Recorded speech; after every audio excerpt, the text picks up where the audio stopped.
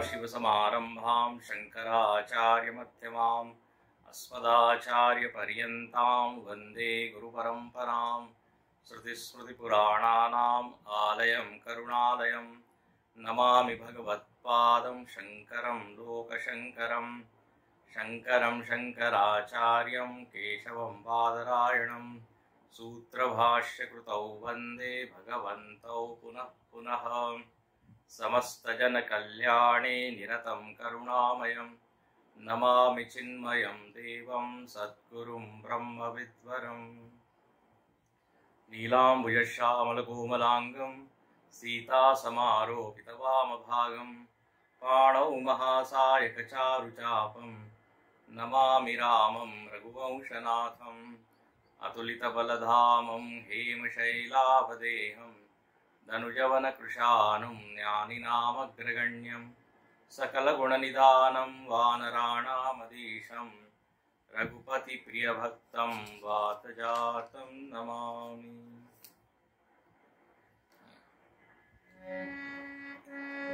श्रीराम जय जय राम, श्रीराम जय जय राम, श्रीराम जय जय राम, श्रीराम जय जय राम, श्रीराम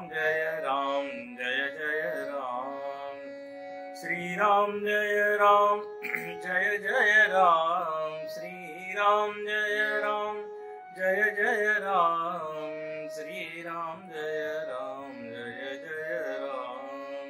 श्रीराम जय जय राम, श्रीराम जय जय राम, श्रीराम जय जय राम, श्रीराम जय जय राम, श्रीराम जय जय राम। जय सिया राम, जय रघुराम। सियावर रामचंद्र की जय। भगवान श्री रामचंद्र जी वन की ओर निकल पड़े हैं। पहले दिन उन्होंने तमसा नदी के तट पर निवास किया। सारे अयोध्यावासी भी उनके साथ वहां तक आए, लेकिन भगवान को अयोध्यावासियों का दुख देखा नहीं जा रहा था। मेरे कारण ये सब लोग घर बार छोड़ के वन में कहां कहां भटकेंगे। तो भगवान ने एक युक्ति की। सुमंत्र जी को बोला कि रात्रि के तीसरे प्रहर में हम लोग यहां से निकल पड़ेंगे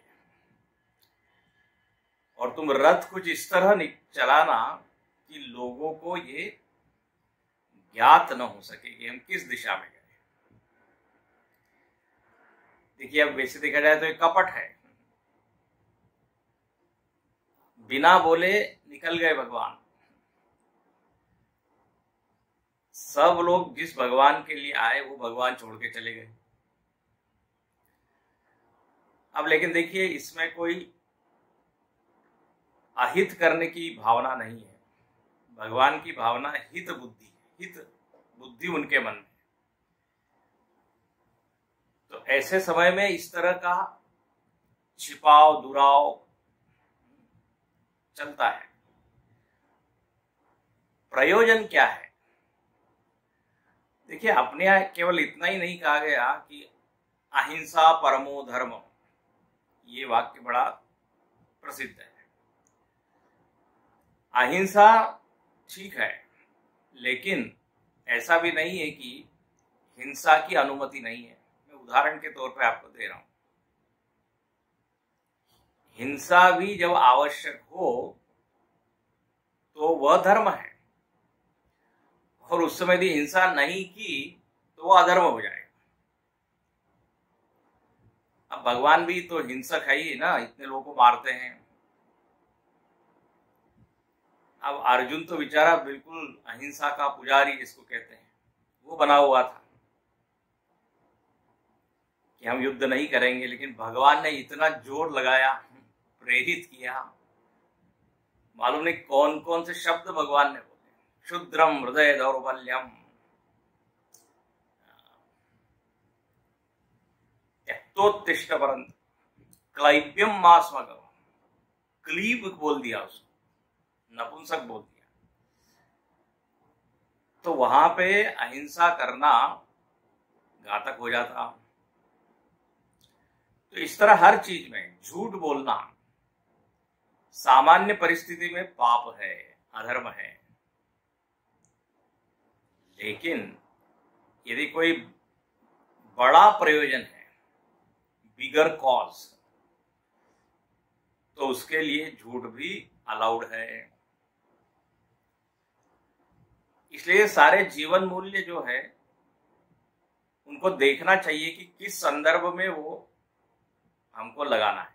क्रोध भी ठीक है, वैसे क्रोध करना बुरी बात है। क्रोध पाप कर मूल, महाशनो महापापमा। लेकिन यदि गुस्सा नहीं करेंगे पुलिस वाले तो अनुशासन कैसे होगा? तो इसलिए इनके दोनों साइड है। कोई भी आप वृत्ति ले लीजिए, लोभ है तो सत्संग का लोभ करना बहुत अच्छी बात है। जितने भगत लोग होते हैं सब लोभी होते हैं। अरे बोले लोभ तो बिल्कुल ठीक नहीं, लोभ की तो बड़ी निंदा है। लोभ का विषय क्या है, इसके ऊपर निर्णय दिया जाएगा कि ग्रीड इज गुड और बैड। तो ये सब मैं क्यों कह रहा हूं, यहां पे भगवान सबको छोड़ के चले गए। तो इसमें कल्याण की भावना है, सर्वे भवन्तु सुखिनः, ये भावना है। अच्छा, भगवान जब चले हैं तो निषाद राज को ये ज्ञात हुआ कि भगवान जो है यहां पधारे हैं। यह सुधिगृह गुह निषाद जब पाई। निषाद राज जंगल का राजा है। तो देखो जब भगवान वहां पहुंचे हैं तो किस तरह भगवान का स्वागत करता है। ये 87 के बाद आप देखिए, 87 के बाद यह सुधि गुह निषाद जब पाई, मुदित लिए प्रिय बंधु बोलाई। लिए फल मूल भेंट भरी धारा, मिलन चले हर्षु अपारा। करी दंडवत भेंट धरी आगे, प्रभु ही विलोकत अति अनुरागे। सहज स्नेह विवसर घुराई, पूछी कुशल निकट बैठा। निषाद राज को खबर लग गई। कैसे खबर लगी? उस समय न तो फोन था, न व्हाट्सएप था, लेकिन लोगों के द्वारा ही यहाँ खबर यहां से वहां पहुंचती थी। अब इतनी बड़ी घटना घट गई है, खबर कैसे नहीं उसको होगी? तो वो एकदम पहुंचा है जहां भगवान श्री रामचंद्र जी और लक्ष्मण जी और सीता जी। और देखो ये है भारतीय संस्कृति। देखिए, लिए फल मूल भेंट भरी भारा। जब वो भगवान से मिलने के लिए चलता है तो उसने टोकरी में अनेक फल, हाँ यहाँ लिखते हैं फल फूल मूल, कंद मूल फल फूल सब लेके चला। क्योंकि अपने ऐसा कहा गया है कि जब किसी बड़े व्यक्ति के पास आप जाते हैं, राजा के पास जाते हैं, महात्मा के पास जाते हैं, तो रिक्त हस्ते न गच्छति, खाली हाथ नहीं जाना चाहिए, कुछ न कुछ लेके जाना चाहिए। अब यह है अपनी हिंदू संस्कृति। उसके बाद दंडवत किया है, दंडवत भेंट धरी आगे, साष्टांग प्रणाम किया और भगवान ने उसको पास में बिठाया। पिछली बार हमने ये देखा था। और बार बार वो भगवान को प्रणाम करता है और कहता है मैं आपका सेवक हूं, बस एवरीथिंग बिलोंग्स टू यू, देव धरनी धनु धाम तुम्हारा, सब कुछ है आपका। और ये सत्य भी है। हम लाख कहे मेरा मेरा मेरा, लेकिन अंत समय में सब कुछ ले लिया जाता है।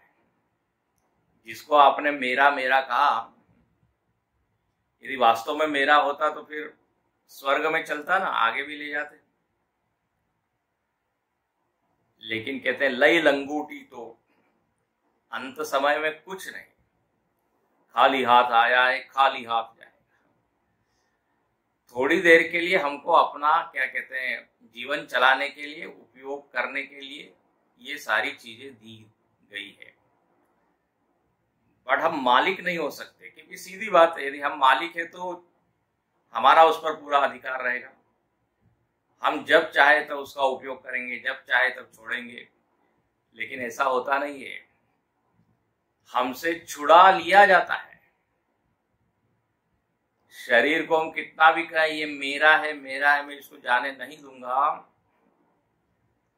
सारे इंतजाम जो भी हमारी क्या कहते हैं हमारे पास फैसिलिटीज है, मेडिकल फैसिलिटीज, उन सबको तोड़ ताड़ के मृत्यु आ ही जाती है।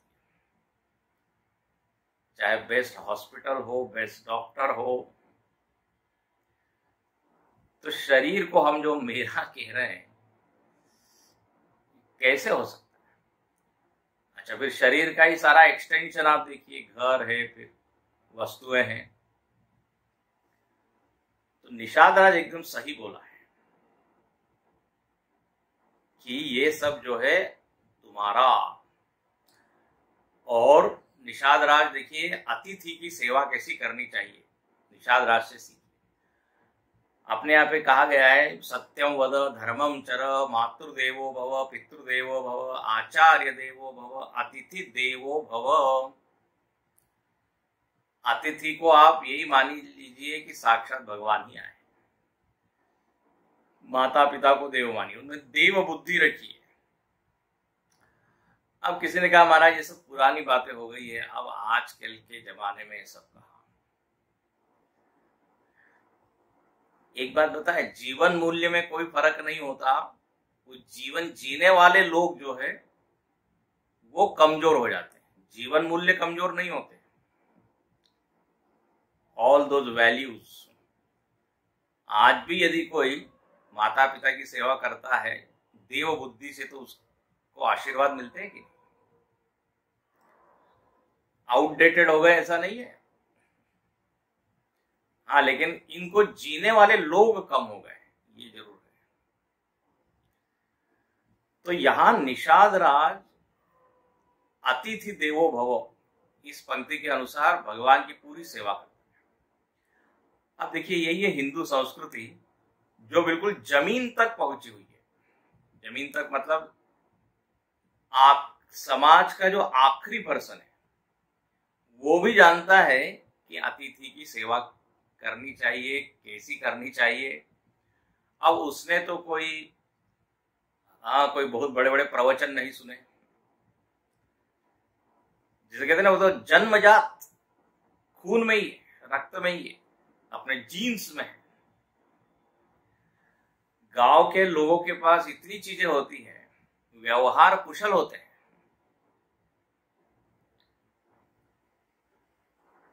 गीता के सिद्धांत वो जीते हैं, रामायण के सिद्धांत जीते हैं, हम लोग केवल पढ़ते हैं। तो यहां पर बिल्कुल देखिए, अतिथि का अर्थ होता है जो तिथि न बता के आए, उसको होता है अतिथि। आजकल का तो सब बदल गया है वातावरण, बिना बताए यदि कोई पहुंच गया किसी के घर तो उसको बिल्कुल माना जाता है अरे कोई मैनर्स नहीं है, आपको शिष्टाचार नहीं है, तरीका नहीं है। बिना सूचना के पहुंच जाना मतलब ऐसा लगता है कोई बहुत बड़ा अपराध कर दिया उसने। अरे व्हाट्सएप तो कर देते, SMS तो कर देते। अब देखिए, पहले समाज में, इसी समाज में हम लोग भी रहते आए हैं, पहले ऐसा नहीं था। कोई यदि चला जाए तो आनंद से उसका स्वागत होता था।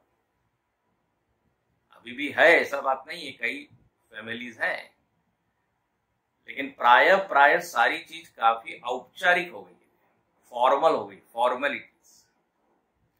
इनफॉर्मल नहीं रहा, अनौपचारिक। उसमें एक अलग ही सुगंध होती है, उसमें एक अलग ही रस आता है। सीखने वाली चीजें बहुत कुछ है यहाँ पे। तो यहाँ पर निषाद राज ने भगवान का बहुत स्वागत सत्कार किया, भेंट इत्यादि दी, और वो क्या कहता है कि आप हमारे नगर में चलिए। तो भगवान कहते हैं कि नहीं, मेरा व्रत है। क्या व्रत है? कि ग्राम वासुनई उचित सुनी गुहई भय दुख भारी। 88 नंबर। 14 वर्ष तक मुनियों की तरह मुझको रहना है, भोगी की तरह नहीं रहना है। वलकल वस्त्र धारण किए हुए हैं, तपस्वी का वेश है, तो मैं ये नहीं कर सकता। ये सुन के निषाद राज को बड़ा दुख हुआ। अच्छा, अब वहां पे वनवासी लोग थे, वो सब क्या कहने लगे? कुछ लोग कहने लगे, बताइए इनके माता पिता कितने कठोर हैं, इतने ये कोमलांगी लोग, तीनों लोग, इनको जंगल में भेज दिया। ओहो, ते पितु मातु कहो सखी कैसे।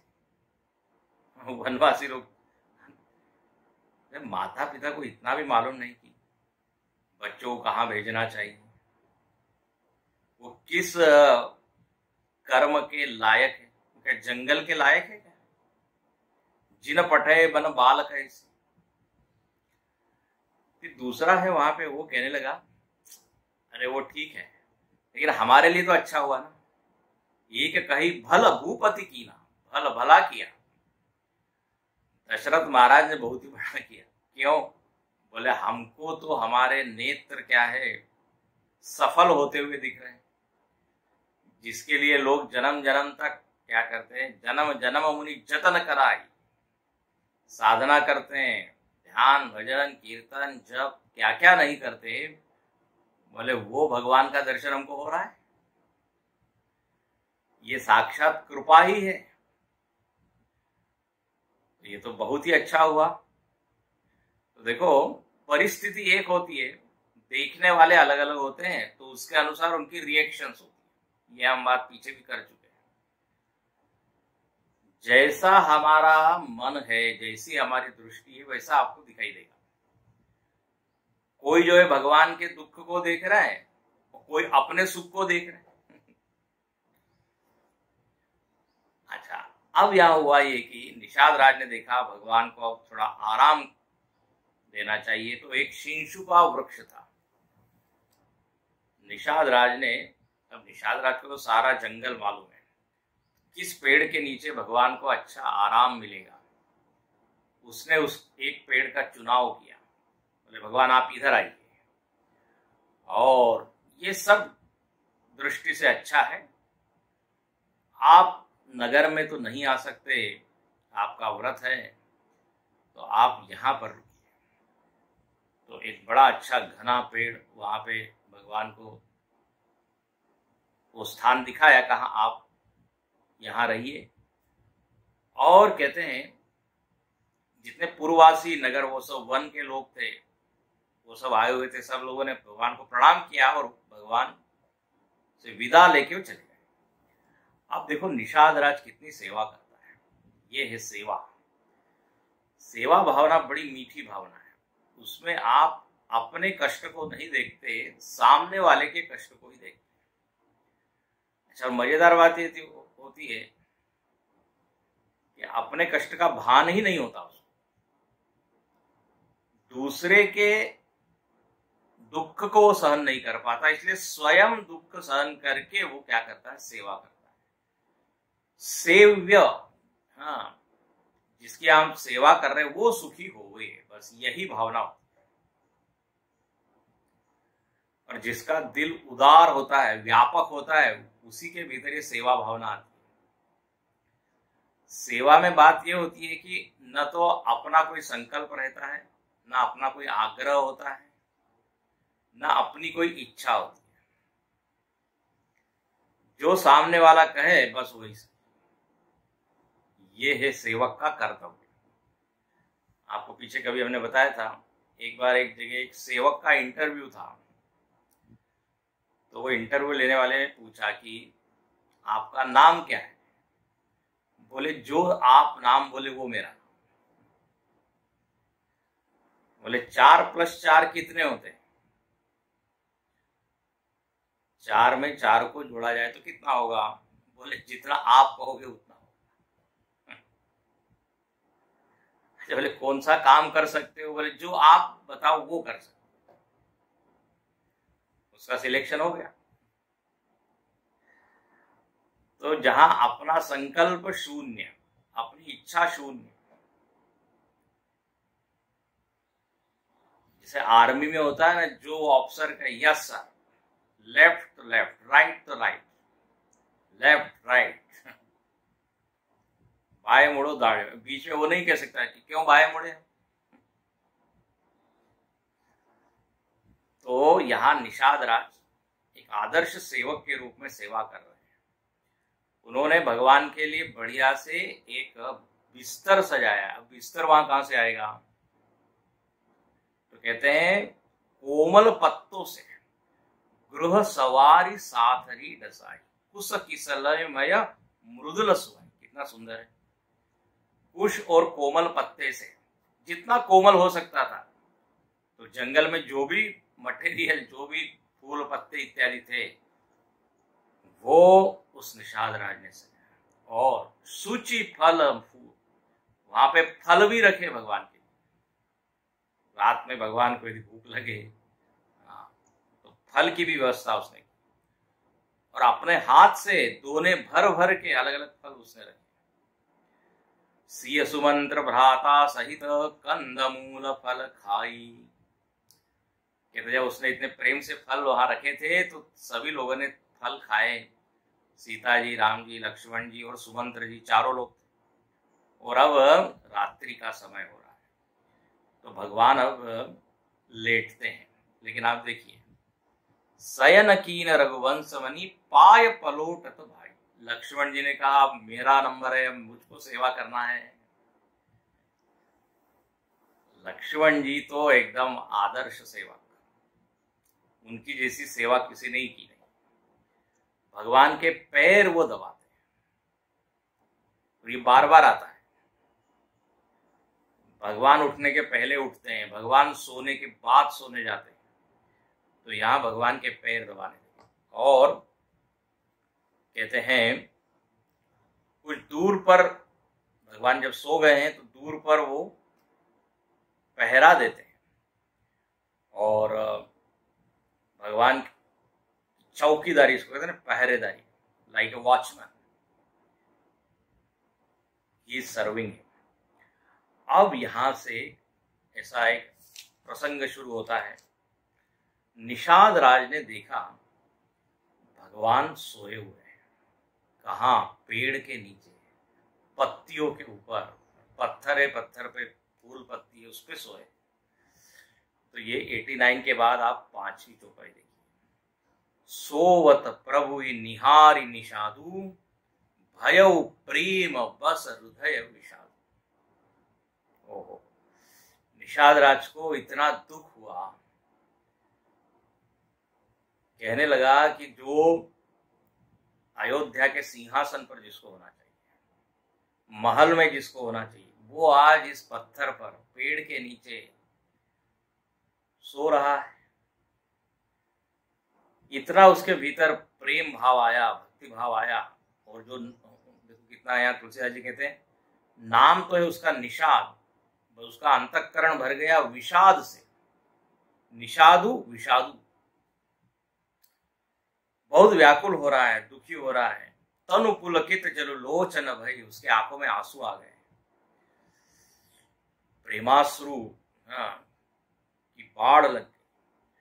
और वो कहने लगा कि देखिए राम जी और सीता जी कैसे यहाँ सो रहे हैं, जिनको सारे जगत के भोग उपलब्ध है और ब्रह्मांड के नायक है, इतने अच्छे अच्छे वस्त्र, तकिए, गद्दे, सब कुछ उनके पास है, वहां पर इनका वो उपयोग करते थे। लेकिन आज देखिए कैसी परिस्थिति आ गई। इनके पिता कौन है? सीता जी की ओर देख के निषाद राज कहते हैं कि पिता जनक महाराज, विदेहराज, महाज्ञानी। और ससुर कौन है? दशरथ जी। और दशरथ जी का तो प्रभाव इतना है कि इंद्र भी जो है दशरथ जी को अपने सिंहासन पर बिठाते थे, ऐसा और इंद्र भी दशरथ जी की सहायता लेते थे युद्ध के समय। तो निषाद राज कहता है देखिए ऐसी सीता जी जिनके पिता और ससुर इतने महान, वो इस तरह से सो रहे हैं, ये देख के बहुत ही कष्ट हो रहा है।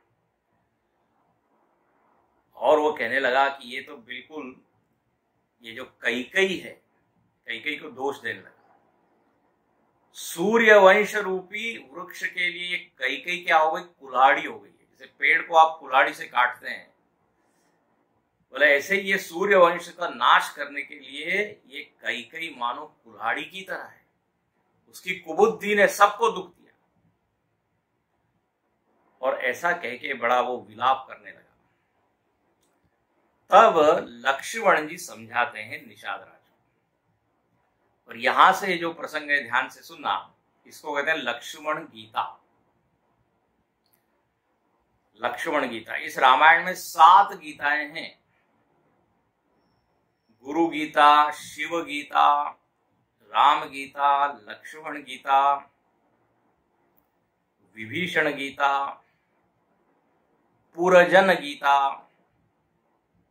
और गरुड़ गीता। जैसे जैसे प्रसंग आएंगे हम बताएंगे। गीता किसको कहते हैं? जब आप आध्यात्म ज्ञान का उपदेश करें तो उस उपदेश को ही गीता बोलते हैं। भगवत गीता में आप देखते हैं अर्जुन भी विषादग्रस्त हुआ था ना? और उस विषाद के कारण ही भगवान के मुख से गीता प्रकट हुई। या स्वयं पद्मनाभस्य मुख पद्माद विनिसृता पार्थाय प्रतिबोधिताम भगवता नारायणेन स्वयं। स्वयं भगवान वह वक्ता है। यहां पर भी निषाद राज को विषाद हुआ है। देखो दोनों दुख ही है, लेकिन फर्क यह है कि वहां अर्जुन को किसका दुख देखा नहीं गया? सारे रिश्तेदार, नातेदार, जो भी तो नाते वाले, पितामह है, गुरु है, बोले ये सब मरेंगे। ये देख के बड़ा वो डिस्टर्ब हो गया। यहां पर भगवान के दुख को देखकर निषाद राज विषादग्रस्त हुआ है। लक्ष्मण जी अब यहां वक्ता है, ध्यान से सुनो। निषाद राज श्रोता है। अर्जुन की भूमिका में निषाद राज, भगवान की भूमिका में लक्ष्मण। लक्ष्मण जी ने देखा कि ये इनके मन में ग्लानि है, दुख है, पीड़ा है, तो इसको दूर करना चाहिए। और तब उन्होंने ज्ञान और भक्ति और कर्म से भरा हुआ एक ऐसा उपदेश निषाद को दिया। ये कहलाता है लक्ष्मण गीता, ये प्रसंग। और इसके ऊपर 5-5 दिन प्रवचन होते हैं। केवल 2 है, 92 और 93 तक है बस। लेकिन इतना गूढ़ विषय है। देखो यहाँ क्या बोलते हैं, जरा सुनिए। ये है 91 के बाद तीसरी चौपाई।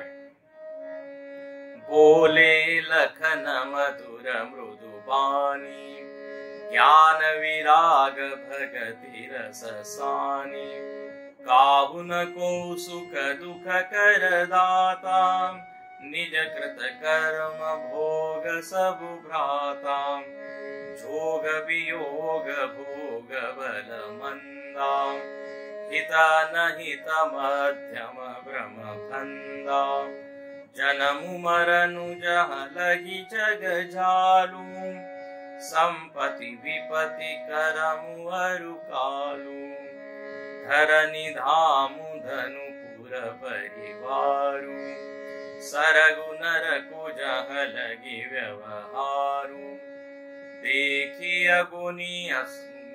देखिय सुनिय गुनिय मन माही, मोह मूल परमारथ नाही, सपने होई भिखारी नृपु, रंक नाकुपति होई, जागे लाभ न हानि कछु, तिमि प्रपंच जिय जोई।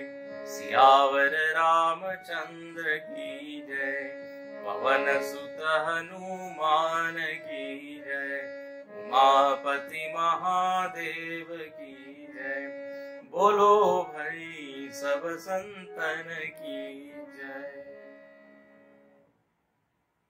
निषाद राज की मनस्थिति को देख के लक्ष्मण जी ने सोचा कि इनके दुख को दूर करना चाहिए। ये साधु पुरुष का लक्षण होता है।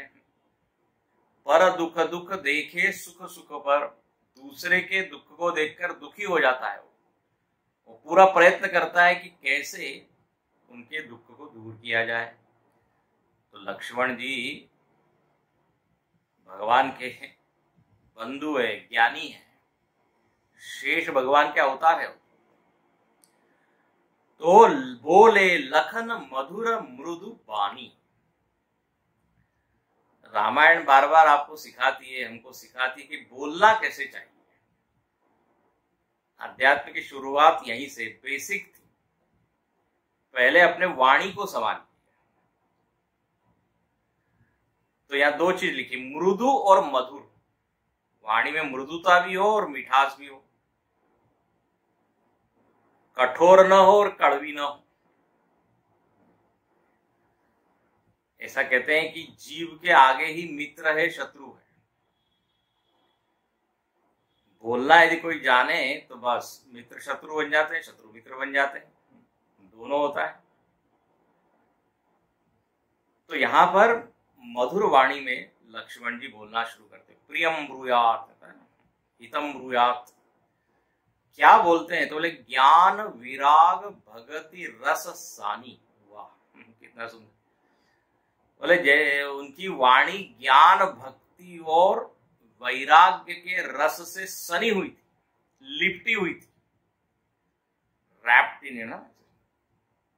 जैसे कहते हैं आटे को सानते हैं, आटे में पानी डालते हैं रोटी बनाने के बाद, तो अच्छे से उसको क्या मिलाते हैं, तब वो रोटी क्या होती है, बड़ी नरम कोमल अच्छी बनती है। तो उसको कहते हैं आटे को सानना। आटा पानी से मिक्स करते हैं तो उसमें सामर्थ्य आती है ना, अच्छी रोटी बन सकती है। बोले ऐसे ही यहाँ क्या कहते हैं, वाणी को ज्ञान भक्ति और वैराग्य के जल से उन्होंने सान दिया, मिक्स किया। वाणी में क्या क्या चीज होती है, राग द्वेष भी होता है, वाणी में गुस्सा भी होता है, गुस्से से लिपटी हुई वाणी निकलती है, द्वेष से लिपटी हुई वाणी निकलती है। अंदर मसाला क्या भरा हुआ है उसके अनुसार वाणी का स्वाद होता है। वाणी को हम बढ़िया से सजा के परोस सकते हैं या फिर बिगाड़ भी सकते हैं। सामने वाले का मन सुन के ही फिर क्या घायल हो जाता है। फिर धनुष बाण की जरूरत नहीं, गोली की जरूरत नहीं, वाक बाण कहते उसको, वाक बाण। तो यहाँ कहते मधुर वाणी जिसमें ज्ञान भक्ति वैराग्य भरा हुआ है। लक्ष्मण जी शुरुआत करते हैं, देखिए भगवत गीता, ये गीता है, लक्ष्मण गीता है। लक्ष्मण जी कहते हैं देखो, आपको राम जी का दुख देखकर बड़ा दुखी आप हो रहे हैं और आप कई इत्यादि को दोष दे रहे हैं। बोले जगत में वास्तव में क्या होता है, काहु न को सुख दुख कर दाता। ये आप अंडरलाइन कर लीजिए। बोले जगत में कोई भी किसी को सुख दुख नहीं देता। ध्यान से सुनिएगा, कोई किसी को सुख नहीं दे सकता न दुख दे सकता। ओ बोले सुख दुख तो दिख रहा है, फल तो है, परिणाम तो दिख रहा है, तो उसका कारण तो होगा, और प्रत्यक्ष कारण तो यही लगता है। पड़ोसी हमारे दुख का कारण है, ग्रह नक्षत्र दुख का कारण है, फिर क्या समाज की व्यवस्था दुख का कारण है, दुख सुख दोनों। बोले नहीं, डोंट ब्लेम एनीबडी, किसी को भी आप दोष मत दीजिए। जो सुख दुख मिल रहा है वो अपने ही किए हुए का परिणाम है। निज कृत कर्म भोग सब भ्राता, अपने किए हुए कर्मों का फल सब भोगते हैं। अब बिल्कुल देखिए, कर्म मीमांसा जो दर्शन है वो यहाँ लक्ष्मण जी बताते हैं। कर्म मीमांसा में क्या है कि आप एक जीव है, आप एक कर्ता है, और आपको यदि शोभन परिस्थिति चाहिए, अनुकूल परिस्थिति चाहिए, तो कर्म की क्वालिटी को सुधारिए। अपने आप धीरे धीरे परिस्थिति बदलने लगेगी, प्रतिकूलता की जगह अनुकूलता है। तो we can regulate, we can control परिस्थिति थ्रू अवर एक्शंस। जो जस करे सो तस फल चाह। अब लेकिन यहां ध्यान रखना, ये जो पंक्तियां है भगवान के लिए नहीं है। हाँ, भगवान को निमित्त बना के लक्ष्मण जी बोल रहे हैं। ईश्वर जो है वो कर्म के अधीन नहीं है, ईश्वर कर्म से भी बड़ा है। लेकिन अब ईश्वर के दुख को देखकर निमित्त बना दिया ईश्वर को, राम जी को, लक्ष्मण जी ने, और हम सब लोगों के लिए ये उपदेश है। राम जी ने कोई गड़बड़ काम नहीं किया जिसके कारण कि उनको ये दुख हो रहा है।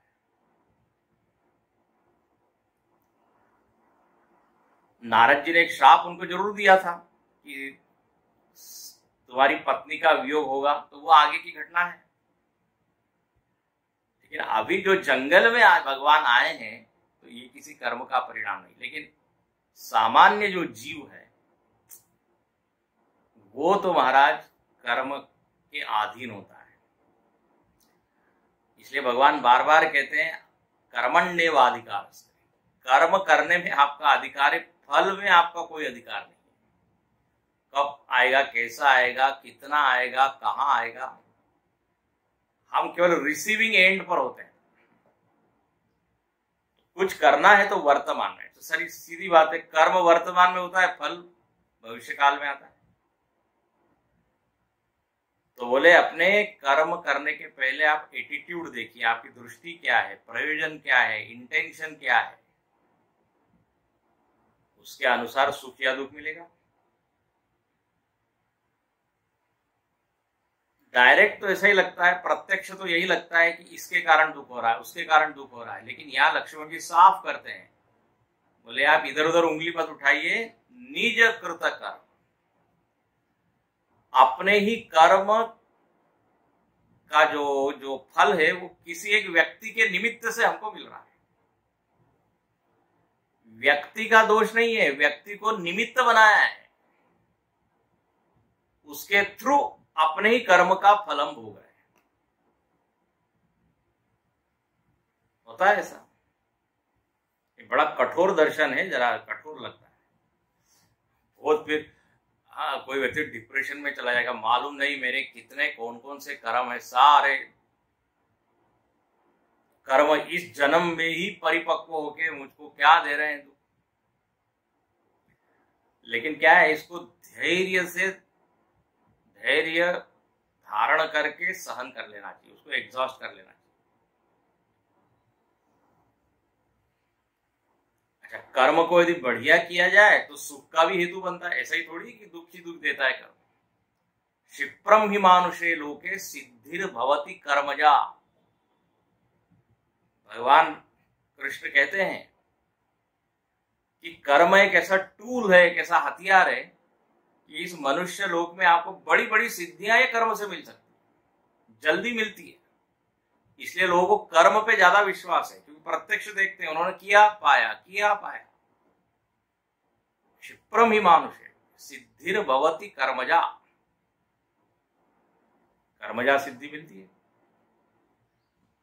तो यदि सुख चाहिए तो बोले बस कर्म की क्वालिटी, कर्म का स्तर सुंदर कीजिए। और कर्म का स्तर सुंदर करना मतलब कर्मयोग करना, जो आप और हम पढ़ते रहे गीता में।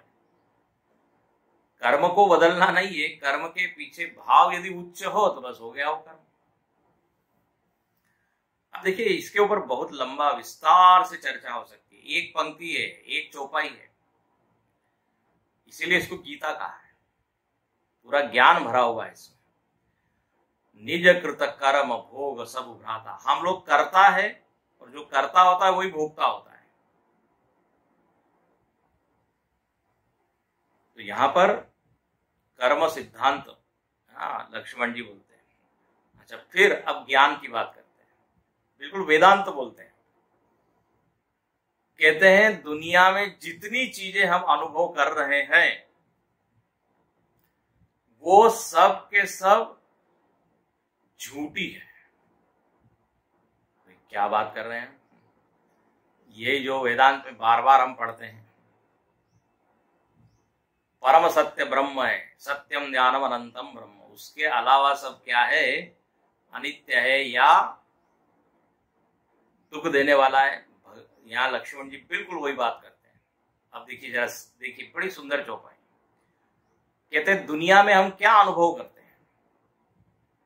बोले जो भी अनुभव कर रहे हैं वो सब परमार्थ नहीं है। अरे बोले क्या अनुभव कर रहे हैं, बताइए क्या क्या अनुभव की चीजें हैं? तो कहते हैं जोग, जोग मतलब योग, अवधि में य की जगह ज है, जोग ज कहते हैं वहां पे। यज्ञ, यज्ञ की बजाय यज्ञ, जो मतलब योग, संयोग। दुनिया में हम संयोग का अनुभव करते हैं, वियोग का अनुभव करते हैं, मिलना बिछुड़ना। फिर भोग, अलग अलग तरह के भोग करते हैं, भल मंदा, अच्छे भोग, बुरे भोग। तो देखो, गिनते चले जाइए, अपने जीवन में बस यही सब चीजें हैं, इसके अलावा कुछ नहीं है। किसी के साथ मिले हैं, किसी के साथ बिछुड़े हैं, कोई अच्छी चीज एंजॉय की है, कोई कोई बुरी चीज आपने सहन की है। फिर हित अनहित मध्यम भ्रम फंदा। फिर इस जगत में कौन कौन से लोग आपके जीवन में आए? तो बोले कोई हित करने वाले, कोई अहित करने वाले, किसी ने मदद की, किसी ने धोखा दिया, है कि नहीं? बिल्कुल नॉर्मल जो आदमी है उसके जीवन में यही होता है, हित करने वाले, अनिहित करने वाले। या फिर क्या, मित्र, कोई मित्र है, कोई उदासीन है। समाज में यही सब प्रकार के लोग हैं। और यहाँ लक्ष्मण जी साहब कहते हैं ये सब भ्रम के फंदे हैं। क्या लिखा है? भ्रम फंदा। ध्यान से सुनना, means they are not real. ये मित्र है, शत्रु है, अपना है, पराया है, अच्छा है, बुरा है, या हमने ही सुपर इम्पोज किया हुआ है। बाई इटसेल्फ वो ना अच्छे है ना बुरे, वो जैसे है वैसे। लेकिन जैसा हमको अनुभव है, जैसी हमारी दृष्टि है तदनुसार, इसलिए उसको भ्रम कहा है। अब रस्सी रस्सी पड़ी हुई है, कोई उसको सांप कह रहा है, कोई कह रहा है कि ये तो सूखी माला है ना, ड्राई गार्लैंड, कोई कहता भू छिद्र है। यदि रस्सी को आप दूर से देखें तो लगता है कि जमीन में कोई क्रैक हो गई, क्रैक पड़ गई, भू छिद्र। कोई क्रैक, कोई गार्लैंड, कोई सांप, अरे सबके सब क्या है? भ्रम है। वहां केवल रस्सी। तो बोले सबको जो चीज हमको जो सत्य लग रही है और लगता है बस इसके अलावा कुछ है ही नहीं, बोले ये सब भ्रम है। इतना आसान नहीं है ये पचाना, लेकिन अब जो सच है सच है। फिर कहते जन्म मरण जह लगी जग जालू। जन्म मरण, संपत्ति विपत्ति और काल कर्म, जो कुछ भी ये सब जगत का जंजाल है। जाल होता है कि नहीं, जाल में वो मछली फंस जाती है, नेट। वैसा ही क्या है, ये संसार एक नेट की तरह, इसमें सब फंसे हुए। वो मैंने पीछे भी बताया था ना आपको, जोक बताया था, बोले मछलियों को जब जाल में बांध दिया, फंसा लिया, तो मछलियां बहुत नाराज। मछलियों ने आदमियों को, मनुष्यों को श्राप दिया, बोले आपने हमको नेट में बांधा है, फंसाया है, एक दिन ऐसा आएगा आप सब लोग भी नेट में फंस जाएंगे। और देखो आज हम सब लोग इंटरनेट में फंसे हुए हैं, बिना उसके अब जीवन चल ही नहीं सकता। ईमेल और क्या, जो कुछ भी, सिंपल फोन भी करना है, नेट चाहिए। तो ये जाल जंजाल है। तो यहां पर लिखते हैं कि संपत्ति, विपत्ति, कर्म, सब के सब, धरनी धाम धनु पुर परिवारु, सरगु नरकु जह लगी व्यवहारु, धरती, घर, नगर, परिवार, स्वर्ग, नरक, एक लॉन्ग लिस्ट है। जो भी व्यवहार है, व्यवहार की जो भी वस्तुएं हैं, यहाँ अंत में लिख देते हैं, देखिए सुनिए गुनीय मन माही। जिसको आप देखते हैं, जिसको आप सुनते हैं, जिसके बारे में विचार करते हैं, ये सब के सब क्या है, मोह मूल, परमार्थ नहीं। ये सब अज्ञान से सिद्ध है। जब तक अज्ञान है, जो जितनी लंबी यहां सूची बताई, सब के सब चीजें सच लगती है। जन्म, मरण, मित्र, शत्रु, घर, दार, सब कुछ। बोले मोह मूल, मोह मतलब अज्ञान। परमार्थ नहीं, परमार्थ नहीं है, एब्सोल्यूट रियलिटी नहीं है, ट्रूथ नहीं है। देखो कैसा उपदेश कर रहे हैं। इसका विस्तार यदि किया जाए तो 2-2 दिन तक इसके ऊपर चिंतन हो सकता है। और लक्ष्मण जी ने एक बहुत ही बढ़िया दोहा बोला, सपने होई भिखारी नृप, रंक नाक पति होई। एकदम वेदांत तो बोल रहे हैं, वेदांत, अद्वैत वेदांत। अद्वैत वेदांत के अनुसार क्या है, जगत सब सपना, संसार स्वप्न तुल्यो ही राग द्वेषादि संकुल, स्वकाले सत्यवत भाति, प्रबोधे सति असत भवे। आत्मबोध में शंकराचार्य जी ने श्लोक लिखा, बिल्कुल उसी का अनुवाद समझ। लक्ष्मण जी कहते हैं, देखो सपने में हम देखते हैं कि एक राजा है, वो भिखारी हो गया। जनक महाराज ने तो सपना देखा था। जनक महाराज देख रहे हैं कि सारा राजपाट चला गया, मैं रास्ते पर भीख मांग रहा हूं। एकदम झटके से उठे, देखा तो मैं महल में हूं। तो उन्होंने अपने गुरुजी से पूछा कि जो सपने वाला भिखारी वो सच है कि ये जागृत वाला राजा? तो उन्होंने कहा दोनों ही झूठे हैं। न तो तुम ड्रीमर हो, न तो तुम वेकर हो, न जागृत पुरुष न स्वप्न पुरुष, तुम तो शुद्ध आत्मा तत्व। तो यहां पर भी देखिए वही कहते हैं, सपने होई भिखारी नृप, राजा जो है भिखारी हो जाए सपने में। और उल्टा कर लीजिए, भिखारी यदि राजा हो जाए तो उससे कुछ लाभ या हानि होती है क्या? भिखारी यदि सपने में राजा बन जाए तो क्या उसको लाभ होता है? क्या सुबह उठेगा तो क्या वही सड़क पे? जागे लाभ न हानि कछु, राजा यदि रंक बन जाए तो हानि नहीं, और रंक यदि राजा बन जाए तो कोई लाभ नहीं। क्योंकि वहां जो लाभ और हानि दिख रहा है वो सब क्या है? मिथ्या है।